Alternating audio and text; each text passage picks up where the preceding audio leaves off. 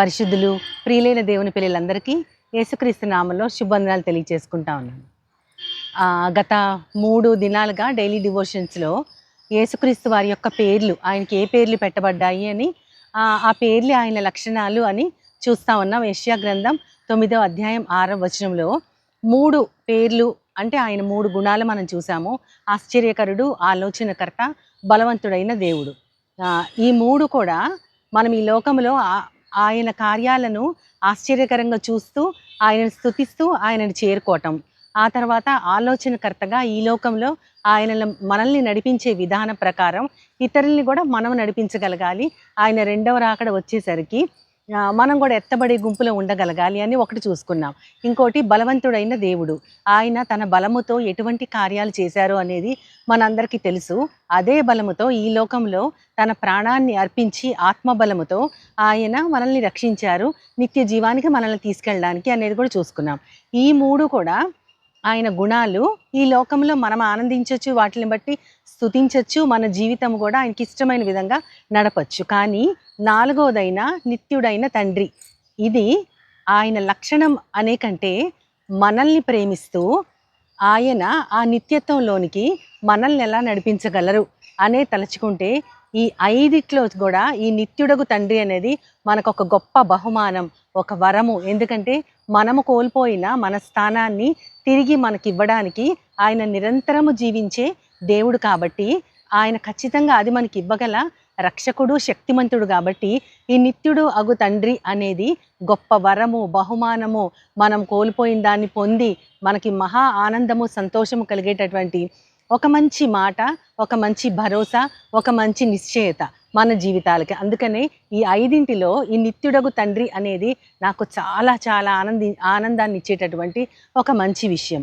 అయితే నేను బిడ్డలతో మాట్లాడుతూ ఒకసారి, అంటే నాకు పిల్లలందరూ కలిసినప్పుడు వాళ్ళని ఏదో విధంగా దేవుని వైపు ఆకర్షించబడేలాగా నేను ప్లాన్ చేసుకుంటూ ఉంటాను. వాళ్ళకి ఇంట్రెస్టింగ్గా ఉండేలాగా బైబిల్ క్విజ్ కానీ చిన్న చిన్న మామూలు సంభాషణల్లోనే చిన్న చిన్న క్వశ్చన్స్ని వాళ్ళకి వేస్తూ ఉంటానన్నమాట.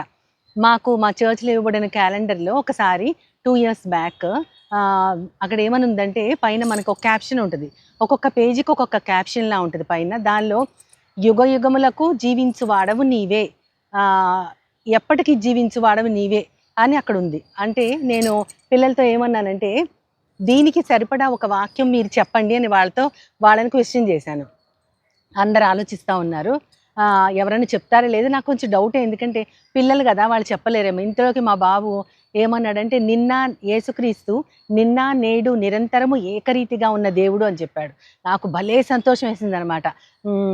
దాని రిఫరెన్స్ అడిగితే హెబ్రీయులకు రాసిన పత్రికలో ఉంటుందమ్మా అన్నాడు. చాలా అసలు నిజంగా యేసుక్రీస్తు వారు నిన్న నేడు నిరంతరము ఏకరీతిగా జీవించే దేవుడు. నిరంతరం అని ఉంది అక్కడ. నిన్న ఒకేలా ఉండొచ్చు, నేడు కూడా ఒకేలా ఉండొచ్చు, కానీ నిరంతరం అంటే ఎప్పటికీ కూడా ఆయన మారని దేవుడు, ఎప్పుడైనా ఒకేలా ఉంటాడు. దానిని ఇంగ్లీష్లో ఇక్కడైతే మనకి నిత్యుడగు తండ్రి అని ఉంది, కానీ ఇంగ్లీష్లో అయితే మనకి ఎవర్ లాస్టింగ్ ఫాదర్ అని ఉంది. ఎవర్ లాస్టింగ్ అని అంటే నాకు భలే నచ్చుతుంది ఆ మాట. ఎప్పటికీ ఎన్నటన్నిటికి కూడా ఆయన ఒకేలా ఉంటారు, జీవిస్తూ ఉంటారు, మారని దేవుడు కూడా. అయితే ఈ నిత్యుడగు తండ్రి అంటే చాలామంది యెహోవా దేవుడు ఒక్కరే నిత్యుడగు తండ్రి అని అంటారు. యెహోవా దేవుడు నిత్యుడగు తండ్రి, అది మనకి యెషయా గ్రంథం 40వ అధ్యాయంలోనే 29వ వచనంలో అనుకుంటా చెప్పబడి ఉంటుంది.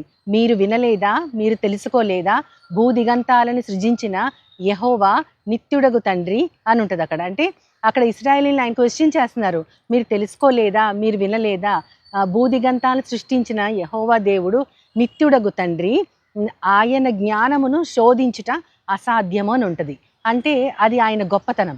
అదే యెషయా గ్రంథంలో మనం ముందుగా నా లోల్ని చెప్పుకుంటున్నట్టు 9వ అధ్యాయం 6వ వచనంలో యేసుక్రీస్తు వారికి పెట్టబడిన పేర్లు మనకి ఏలయనగా మనకు ఒక శిశువు అనుగ్రహించబడెను, అతని భుజము మీద రాజ్యభారం ఉండెను అని చెప్పబడిన వాటిల్లో పేరుల్లో 4వ పేరు నిత్యుడగు తండ్రి. తండ్రికి యెహోవా దేవుడు నిత్యుడే, ఆయన అద్వితీయ కుమారుడు యేసుక్రీస్తు కూడా నిత్యుడే. మనకి దేవుని లక్షణాలు అని చెప్పబడిన ఆయన గుణాలు యెహోవా దేవుడికి ఏముంటాయో అద్వితీయ కుమారుడని యేసుక్రీస్తుకి అదే ఉంటుంది. ఇప్పుడు మనలో నివసిస్తున్న పరిశుద్ధాత్మ దేవునికి కూడా అదే శక్తి ఉంటుంది. ముగ్గురు నిత్యులే, ముగ్గురు కూడా నిరంతరం జీవించేవారే, అందులో మనకి ఏ డౌటు లేదు. అయితే ఈ నిత్యుడైన తండ్రి ఆ యెహోవా దేవుడు అద్వితీయుడగు తన కుమారుణ్ణి మనకెందుకు అనుగ్రహించారు అంటే మనకి యోహాను సువార్త 3వ అధ్యాయము 16వ వచనంలో చాలా స్పష్టంగా చిన్న పిల్లలు కూడా చెప్పగలిగేది ఉంటుంది. అంటే దేవుడి లోకమును ఎంతో ప్రేమించినని చెప్తూ, కాగా ఆయన తన అద్వితీయ కుమారుని యందు విశ్వాసముంచు వాని ద్వారా నిత్యజీవము, ప్రతివారు నిత్యజీవము నశింపక నిత్యజీవం పొందినట్లు ఆయనను మనకు అనుగ్రహించను. ఇంతకీ యేసుక్రీస్తు వారి లోకానికి ఎందుకు వచ్చారు అంటే, నశించిపోయే ప్రతి ఆత్మకి కూడా నిత్య జీవము అనే బహుమానాన్ని ఇవ్వడానికి వచ్చారు. ఈ లోకంలో మనకు అన్ని చాలా బహుమానాలు ఉంటాయి. అవన్నీ కూడా శారీరక బహుమానాలు, భౌతిక బహుమానాలు. కానీ ఎన్నటెన్నటికీ మన తండ్రి అయిన దేవునితో మనము జీవించాలంటే ఈ లోకపు జీవం కాదు మనకు కావాల్సింది, నిత్యము జీవించగలిగే దైవిక జీవితం, ఇటర్నిటీ. ఆ ఇటర్నిటీ, ఎవర్ లాస్టింగ్ లైఫ్ మనకు ఉండటానికి యేసుక్రీస్తు వారిని మనకు అనుగ్రహించారు. అయితే ఆ యేసుక్రీస్తుని అనుగ్రహిస్తూ హెబ్రీలకు రాసిన మొదటి పత్రిక 8వ వచనంలో కూడా అక్కడ రాయించారు దేవుడు ఏమనంటే, ఆ దేవా నీ సింహాసనము నిరంతరము నిలుచున్నది అని. అంటే యేసుక్రీస్తు వారి గురించి చెప్తూ, మీ సింహాసనము ఎప్పటికీ నిరంతరము నిలిచి ఉంటుంది అని చెప్తూ అక్కడ దేవుని యొక్క, యేసుక్రీస్తు యొక్క సాధికారతని ఇంకొకసారి నిరూపిస్తూ ఉంటారు. ఎప్పటికీ నిలుస్తుంది, నీ రాజదండము న్యాయార్థమైనది. నువ్వు పట్టుకున్న రాజదండము, నువ్వు ఏలబోతున్నటువంటి ఈ యొక్క ప్రపంచము ఎప్పటికీ కూడా నిలుస్తుంది. అంటే ఆయన యొక్క ఉనికిలో ఉన్నటువంటి, ఆయన దగ్గర ఉన్నటువంటి ఆ సామ్రాజ్యము ఆయన చేతిలో ఉన్నది. అది ఎప్పటికీ కూడా ఆ సింహాసనం ఆయనదే. అంతేకాకుండా నీ రాజదండము న్యాయార్థమైనది అని కూడా అక్కడ చెప్పబడి ఉంటుంది. అంతేకాకుండా ఆయన నిత్య జీవాన్ని అనుగ్రహించడానికి రావడమే కాకుండా ఆయన ఎప్పటికీ కూడా సింహాసనం ఆయనదే అని తండ్రి చేత చెప్పబడటం మాత్రమే కాకుండా, మనకి హెబ్రీయులకు రాసిన పత్రికలో 7వ అధ్యాయం 25వ వచనములో చాలా స్పష్టంగా ఉంటుంది. ఏమని అంటే, అక్కడ దేవుని యొక్క ఆయన మనకు అనుగ్రహించే సంపూర్ణ రక్షణ గురించి. అంటే యేసుక్రీస్తు వారు ఆయన తండ్రి కుడి పార్శ్వాన నిలబడి మన కోసము నిరంతరము విజ్ఞాపన చేస్తూ మనల్ని రక్షించటానికి సమర్థుడు, సంపూర్ణ రక్షణనివ్వడానికి ఆయన ఎప్పటికీ జీవించేవాడే. ఆయన ఎప్పుడు జీవిస్తారు కాబట్టి ఆయన నిరంతరం కూడా మనకి సంపూర్ణ రక్షణ ఇవ్వగలరు అని చెప్తా ఉంటారు. అంటే ఈ లోకంలో మనకి తల్లిదండ్రులు ఇచ్చే రక్షణ కొంతకాలం వరకు, మనకి పెళ్ళయ్యేంత వరకు, లేదా వారు బతుకున్నంత వరకు ఇవ్వగలరు. అదేవిధంగా భర్త మనల్ని రక్షించేది కూడా కొంతకాలమే.